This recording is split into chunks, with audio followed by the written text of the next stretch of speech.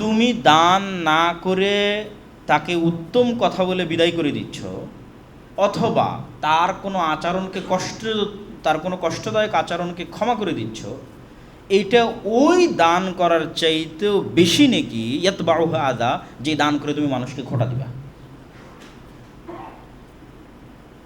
এই আয়াতের অর্থ বুঝাতে না পারলে সেটা আমার ব্যর্থতা। এই আয়াতের অর্থ হচ্ছে আমি দান না করেই বেশি নেকি পাচ্ছি এমন দানের চেয়ে, বা আমি যদি আরও স্পষ্ট বাংলায় বলি, অপমানজনক দানের চেয়ে সম্মানজনক প্রত্যাখ্যান আল্লাহর কাছে বেশি নেকিপূর্ণ।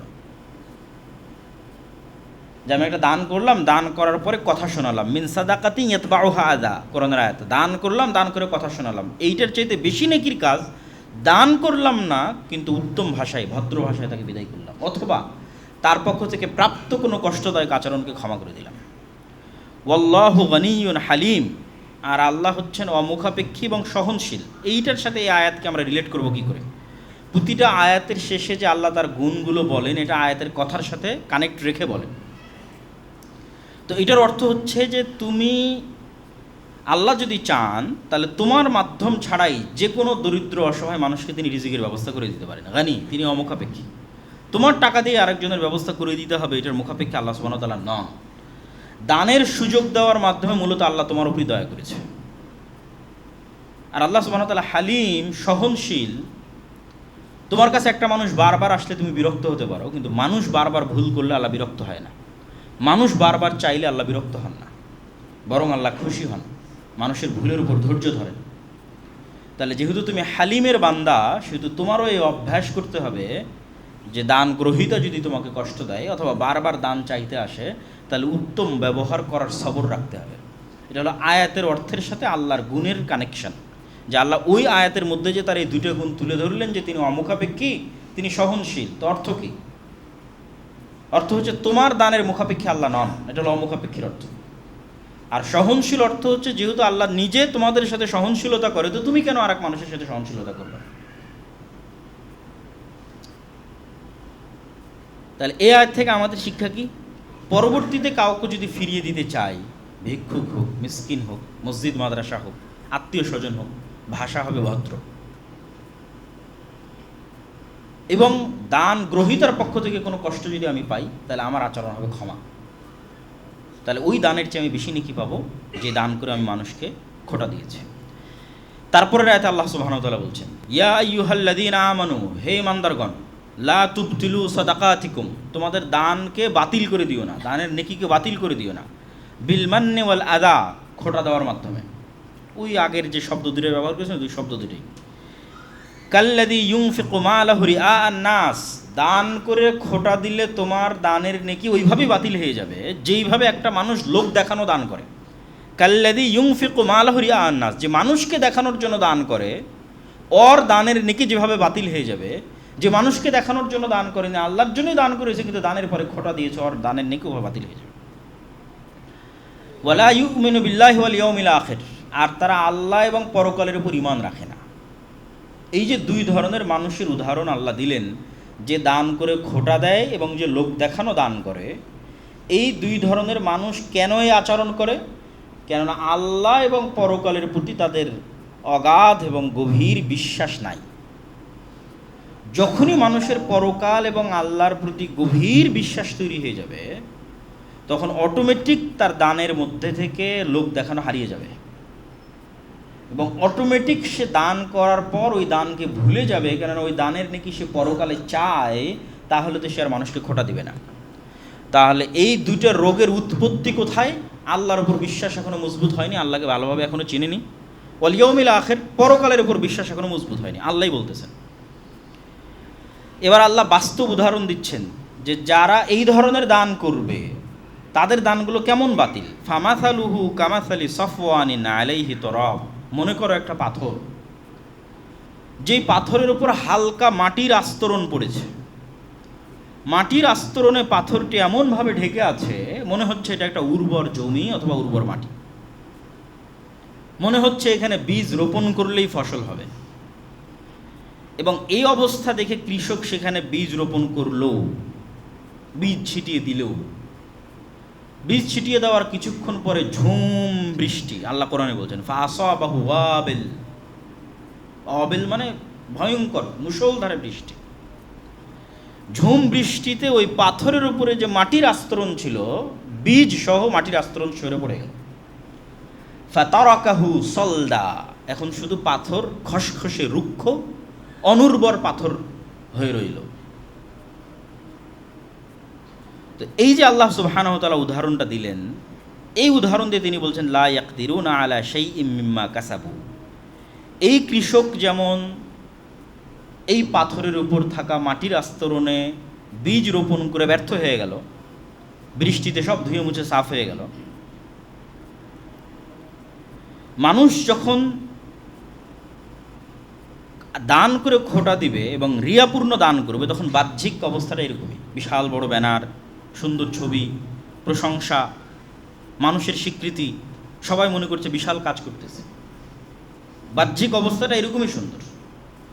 কিন্তু যখন কিয়ামতের মাঠে উঠবে, তখন তার এই দান হবে অনুর্বর পাথরের ভূমির মতো, কিচ্ছু নাই, সাফান সাফা, কিছু নাই। অথচ দুনিয়াতে মনে হচ্ছিল না আমি কত ভালো কাজ করতেছি, কিন্তু পরকালে উঠে দেখলাম কিছুই নাই। আয়াতের অর্থটা কি? লা ইয়াকদিরুনা আলা শাইইম মিম্মা কাসাবু, এরা পরকালে কিছুই পাবে না যা দুনিয়াতে অর্জন করার চেষ্টা করেছিল, দুনিয়াতে কাজ করে যেটা পরকালে অর্জন করতে চাইছিল, কিছুই পাবে না। ওয়াল্লাহু লা ইয়াহদিল কওমাল কাফিরিন, আর আল্লাহ কাফেরদেরকে হেদায়েত দেন না। এখানে কাফের বলতে কি? আল্লাহ সুবহানাহু তাআলার যে কোনো নিয়ামতের নাশুকরি হচ্ছে কুফরি।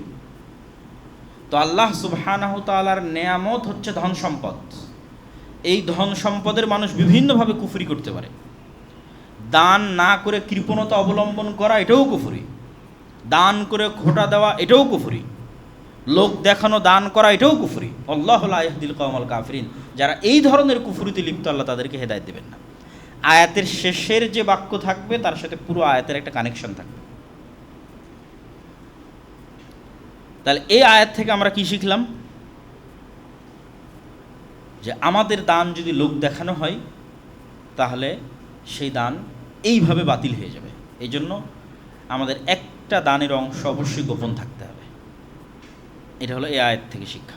পরের আয়াতে আল্লাহ সুবহানাহু ওয়া তাআলা বলছেন ওয়া মাসালুল লাযীনা ইউনফিকুনা আমওয়ালাহুম ইবতিগাআ মারদাতিল্লাহ। এখন তো উদাহরণ দিলেন লোক দেখানো আমলের, লোক দেখানো দানের। এবার উদাহরণ দিচ্ছেন যে দান সত্যি আল্লাহর জন্য হয়েছে, সেই দানটা কেমন। মাসালুল লাযীনা ইউনফিকুনা আমওয়ালাহুম ইবতিগাআ মারদাতিল্লাহ, যারা তাদের টাকা ব্যয় করেছে শুধু আল্লাহর সন্তুষ্টির জন্য, মারদাতিল্লাহ, শুধু আল্লাহর সন্তুষ্টির জন্য। ওয়া তাসবীতাম মিন আনফুসিহিম, এবং তাদের অন্তরের যে স্থিতিশীলতা, এইটা এই দানের সাথে যুক্ত আছে। অন্তরের দৃঢ় বিশ্বাস এই দানের সাথে যুক্ত আছে। তাহলে দুইটা শর্ত পাওয়া গেল। দুইটা শর্তের ব্যাখ্যা কি? প্রথম শর্ত হচ্ছে মানুষের প্রশংসা বা সামাজিক সম্মান পাওয়ার উদ্দেশ্যে নয়, বরং শতভাগ আল্লাহর জন্য দান করেছে। এটা হলো প্রথম শর্ত। দ্বিতীয় শর্ত হচ্ছে অন্তরের দৃঢ়তা দ্বারা উদ্দেশ্য কি? যার অন্তরের দৃঢ়তা নাই সে দান করার পরে খোটা দেয়। যার অন্তরের দৃঢ়তা নাই সেই দানের উপর অহংকার করে। যার অন্তরের দৃঢ়তা নাই সেই দানকারীকে নিজের অধীনস্থ গোলাম রাখতে চায়, দান গ্রহীতাকে। তাহলে অন্তরের দৃঢ়তা এবং আল্লাহর সন্তুষ্টি দুইটা একত্রিত হলে লোক দেখানো বাদ হয়ে যাবে, দান করে খোটা দেওয়া বাদ হয়ে যাবে, নফসের রোগ থেকে মুক্ত হয়ে যাবে।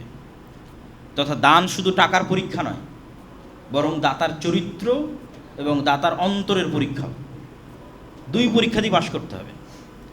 দান শুধু টাকার পরীক্ষা নয় যে আসলে দিয়ে দিলাম, না, আমার চরিত্র এবং আমার অন্তরের পরীক্ষাও। আমি কি আল্লাহর সন্তুষ্টির জন্য দিচ্ছি না লোক দেখানোর জন্য দিচ্ছি, এটাতেও পাশ করতে হবে। আমি কি দান করে মানুষকে খোটা দিচ্ছি, অহংকার করতেছি, খারাপ ব্যবহার করতেছি দান গ্রহীতার ওপর, ওই চরিত্রের পরীক্ষা তো পাশ করতে হবে। এই দুটো পরীক্ষায় যারা পাশ করবে তাদের উদাহরণ কেমন? কামাসালি জান্নাতিন বিরবওয়াতিন আসাবাহা ওয়াবিল, উঁচু জায়গায় খুবই উর্বর একটা জমি, সেই উর্বর জমিতে বিশাল বৃষ্টিপাত হয়েছে। ফাআতাত উকুলাহা দি'ফাইন, তারপর ওই জমির ফসল হয়েছে দ্বিগুণ। ফাইল্লাম ইউসিবহা ওয়াবিল, আর যদি বেশি বৃষ্টিপাত না হয়, হালকা বৃষ্টিপাত হয়, ফাতল, তবুও ওই জমির জন্য এই অল্প বৃষ্টিপাতই যথেষ্ট। তো যারা কৃষি সম্পর্কে অভিজ্ঞ তারা খুব ভালোভাবে জানে যে যখনই কোনো উঁচু জায়গায় জমি হয় এবং উর্বর জমি হয় তখন সেখানে আলো বাতাস এবং অক্সিজেনের চলাচল ভালো হয়, কোথাও পানি জমে থাকে না, বৃষ্টি হওয়া মাত্রই যতটুকু পানি প্রয়োজন তা বাদে বাকিটা নেমে যায়, ড্রেনেজ সিস্টেম ভালো হয়, গাছের গোড়ায় পচন ধরে না। ফলত এরকম উঁচু জায়গায় যদি ভালো উর্বর জমি হয় তাহলে এখানে যদি ভালো বৃষ্টিপাত হয় তাহলে আল্লাহ বলছেন ফসল উৎপন্ন হবে দ্বিগুণ। আর যদি ভালো বৃষ্টিপাত না হয়, হালকা পাতলা বৃষ্টিপাত হয়, তাহলে ওই জমির জন্য যথেষ্ট, ফসল আবাদ হয়ে যাবে। এই উদাহরণ থেকে এই দানের সাথে কানেকশানটা কি? এই উদাহরণ থেকে এই দানের সাথে কানেকশান হচ্ছে কারো অন্তরের যে জমিন, কারো অন্তরের জমিন যদি এই উঁচু জায়গায় হওয়ার যে গুণাবলী, এই গুণাবলীতে থাকে, যেমন ঈমান দ্বারা উর্বর হয়, ইখলাস দ্বারা উর্বর হয়, কি পরিমাণ দান করছেন এটা ধর্তব্য নয়, আপনার অন্তরের ঈমান এবং ইখলাস চরম উর্বর, উঁচু জায়গার জমির মতো। তাহলে এই উর্বর জমিতে এখন যদি 1 টাকাও দান হয় যথেষ্ট, যদি 500 টাকাও দান হয় আল্লাহ সুবহানাহু ওয়া তাআলা কি 2 গুণ 3 গুণ 4 গুণ ওই উত্তম ফসলের মতো বাড়িয়ে দিবেন। তো আল্লাহ সুবহানাহু ওয়া তাআলা এই উদাহরণ দিয়ে আমাদের যেটা স্পষ্ট করতে চাচ্ছেন সেটা হচ্ছে দানের ক্ষেত্রে পরিমাণ আল্লাহর কাছে ধর্তব্য নয়, অন্তরের ঈমান এবং ইখলাসের উর্বরতা আল্লাহর কাছে ধর্তব্য। বেশি দান করলে উর্বর জমির মতো কয়েক গুণ সওয়াব বাড়বে, সামান্য দান করলেও যদি তা ইখলাস থেকে আসে তাহলে অল্প বৃষ্টির মতো সেটিও পরকালের বাগানকে সজীব করে তুলবে। কারণ আল্লাহ সুবহানাহু ওয়া তাআলার দরবারে দানের মূল্য শুধু টাকার অঙ্কে নয়, নিয়তের সততা, হৃদয়ের দৃঢ়তা এবং রবের সন্তুষ্টি আসল। এবার আল্লাহ সুবহানাহু ওয়া তাআলা সবশেষে বলছেন ওয়াল্লাহু বিমা তা'মালুনা বাসীর, আয়াতের শেষে, আর তোমরা যা করো আল্লাহ তা জানেন। তাহলে এইটাকে আয়াতের সাথে মিলাবেন কিভাবে? তোমরা কে লোক দেখানোর জন্য দান করো এটাও আল্লাহ জানেন, তোমরা কে রবের সন্তুষ্টির জন্য দান করো এটাও আল্লাহ জানেন। এটা হলো এই কথার সাথে এই আয়াতের মিল। পরের আয়াতে আল্লাহ সুবহানাহু ওয়া তাআলা বলছেন আয়াওয়াদ্দু আহাদুকুম আন তাকুনা লাহু জান্নাতুম মিন নাখিলিন ওয়া আনাব। আচ্ছা তোমরা কল্পনা করো তো যে একজন বৃদ্ধ মানুষ যে সারা জীবন পরিশ্রম করে একটা সুন্দর বাগান তৈরি করেছে, আল্লাহ এই উদাহরণ দিচ্ছেন, এবং এই বাগানে খেজুরের গাছ আছে, আঙ্গুরের গাছ আছে, নানা ফলমূলের গাছ আছে, এবং এই বাগানের নিচ দিয়ে নদী নালা প্রবাহিত পাশ দিয়ে, আর এটিই তার জীবনের একমাত্র সঞ্চয়, শেষ বয়সের আশ্রয়। আর তার ছেলে মেয়ে অনেক দুর্বল, অত্যন্ত দুর্বল, তার ছেলে মেয়ের জন্য একমাত্র এই যে বাগানটা সে তৈরি করেছে এটাই সম্বল। ঠিক এই মুহূর্তে একটা আগুনবাহী ঝড় এসে পুরো বাগানটা পুড়িয়ে দিল। এই উদাহরণটা আল্লাহ দিচ্ছেন।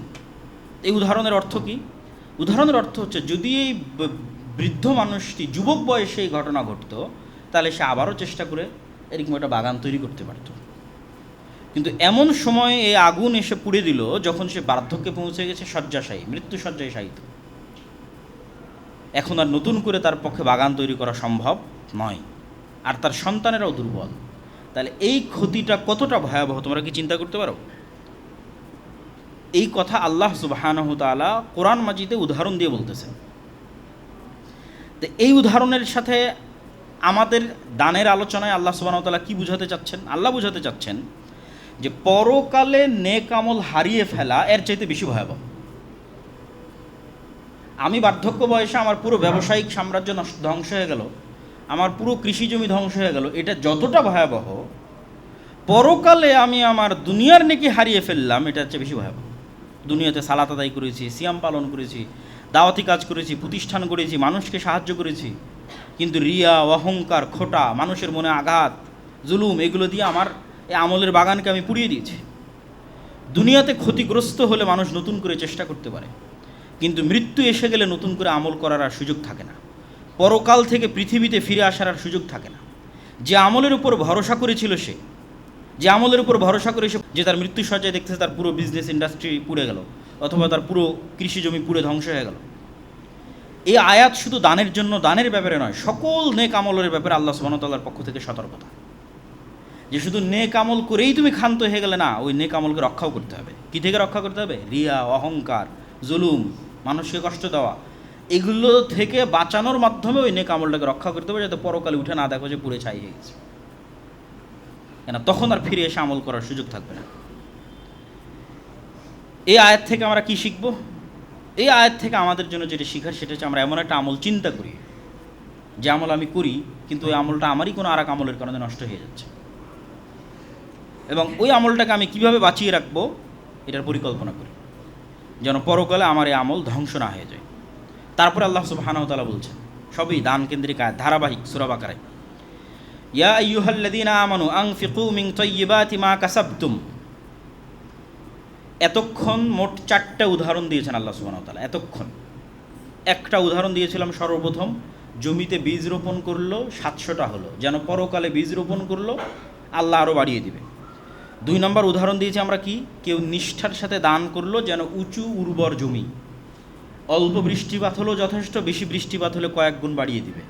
তাহলে অন্তরে ইখলাস আছে, অল্প দান করলেও সমস্যা নেই, বেশি দান করলে তো নূরুন আলা নূর, 2 গুণ 4 গুণ 5 গুণ বাড়িয়ে দিবে আল্লাহ। 3 নম্বর উদাহরণ কি ছিল, একটা পাথর, সে পাথরের ওপর মাটির আস্তরণ, বীজ রোপণ করলাম, বৃষ্টি এসে সব ধুয়ে মুছে সাফ করে দিল, এটা লোক দেখানো এবং খোঁটা দেওয়া। 4 নম্বর কি ছিল, বৃদ্ধ বয়সে দেখলো যে তার পুরো বাগান পুড়ে যাচ্ছে, পুরো বিজনেস ইন্ডাস্ট্রি পুড়ে যাচ্ছে, কিয়ামতের মাঠে উঠে দেখছে দুনিয়ার সব আমল বাদ হয়ে গেছে। এতক্ষণ যাবৎ আমরা এই 4টে উদাহরণ আল্লাহ কোরআনে তুলে ধরেছেন, আমরা আলোচনা করলাম। এবার আল্লাহ কি বলছেন?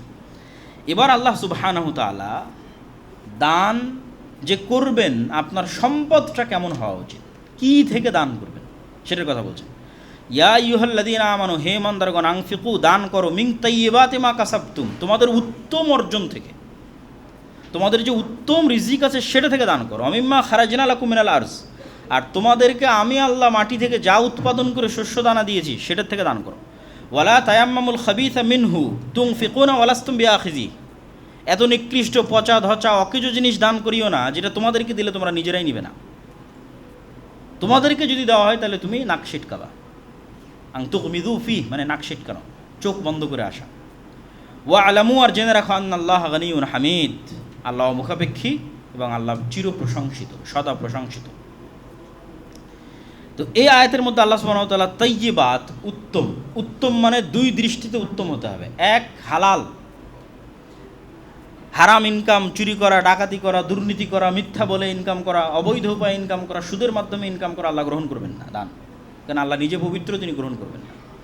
2 নম্বর কি, মানে কোয়ালিটিতে উত্তম। এই আয়াত যখন অবতীর্ণ হয় তখন মসজিদে নববীতে আহলুস সুফফা নামে একদল সাহাবী থাকতো, যাদের জন্য মদিনার মানুষেরা খেজুরের দানা এবং আঙ্গুরের দানা মসজিদে নববীতে ঝুলিয়ে যেত।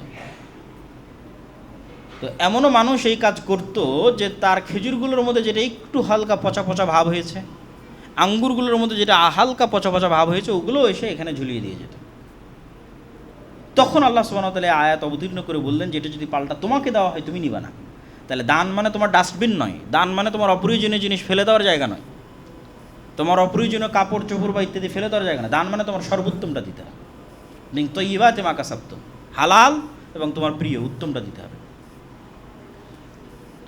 আর ওয়া আলামু আন্নাল্লাহ গানিয়ুন হামিদ, আর জানো আল্লাহ মুখাপেক্ষী কি, যে তোমার দানের প্রয়োজন নাই, তোমাকে আল্লাহ, তোমার দানের প্রয়োজন নাই যে তোমাকে এই ধরনের দান করতে হবে, আল্লাহ মুখাপেক্ষী। তোমার দান ছাড়াই উনি দাওয়াতি কাজও চালিয়ে নেবে, মসজিদ মাদ্রাসাও চালিয়ে নেবে, জিহাদও চালিয়ে নেবে, সবই চালিয়ে নেবে, গরিব মিসকিনও খাওয়ার ব্যবস্থা করে দেবে। অর্থাৎ দান করলে ভালোটা করো। আর হামিদ, আল্লাহ সুবহানাহু ওয়া তাআলা সদা প্রশংসিত। তাহলে এই আয়াত থেকে কি শিখবেন? এই আয়াত থেকে আমরা শিখব যে আমি এমন একটা কিছু দান করার চেষ্টা করি যেটা আমার কাছে প্রিয়, এরকম একটা খুঁজে বের করি এবং আমার প্রিয় জিনিস দান করি। এবার দানটা কোথায় করব সেটা আল্লাহ সুবহানাহু ওয়া তাআলা কোরআন মাজিদে বলতেছেন। ইয়াসআলুনাকা মাযা ইউনফিকুন, তারা আপনাকে জিজ্ঞেস করে কি দান করব। এটার ব্যাখ্যায় মুফাসসিরিন ইকরাম লিখেছেন কতটুকু পরিমাণে দান করব। তখন আল্লাহ বললেন পরিমাণের দরকার নাই, তোমরা তোমাদের সাধ্য অনুযায়ী দান করো, কিন্তু কোথায় দান করবে এটা মনে রাখতে হবে। কোথায় দান করবে? ফালিল ওয়ালিদাইন, 1 নম্বর বাপ মায়ের পিছনে ব্যয় করো। আমরা কোথায় ব্যয় করব বা কতটুকু ব্যয় করব, এটার উত্তরে আল্লাহ কতটুকু ব্যয় করবো তার উত্তর না দিয়ে বলছেন কোথায় ব্যয় করবো সেটা ঠিক করো। 1 নম্বর পিতামাতার পিছনে ব্যয় করো, ওয়াল আকরাবিন নিকট আত্মীয়ের পিছনে ব্যয় করো, ওয়াল ইয়াতামা এতিমদের পিছনে ব্যয় করো, ওয়াল মাসাকিন মিসকিনদের পিছনে ব্যয় করো, ওয়াবনিস সাবিল পথিকদের পিছনে ব্যয় করো, ওমা তাফআলু মিন খাইরিন ফাইন্নাল্লাহা বিহি আলিম। আর তোমরা প্রত্যেক যে কল্যাণের কাজ করবা সেই কল্যাণের কাজ সম্পর্কে আল্লাহ জানে। এর 1-2 আয়াত পরে আল্লাহ সুবহানাহু ওয়া তাআলা এবার স্পষ্ট করছেন কতটুকু দান করবা। ইয়াসআলুনাকা মাযা ইউনফিকুন, আবারও জিজ্ঞেস করলো যে কি দান করবো, মানে কতটুকু। আল্লাহ বললেন কুলিল আফওয়া, প্রয়োজনের বাইরে যা আছে সেটা দান করে দাও। তোমার দৈনন্দিন প্রয়োজন, মাসিক প্রয়োজন, ফ্যামিলি, সন্তান সন্ততি, এই প্রয়োজনের বাইরে যা আছে সেটা আল্লাহর রাস্তায় ব্যয় করো।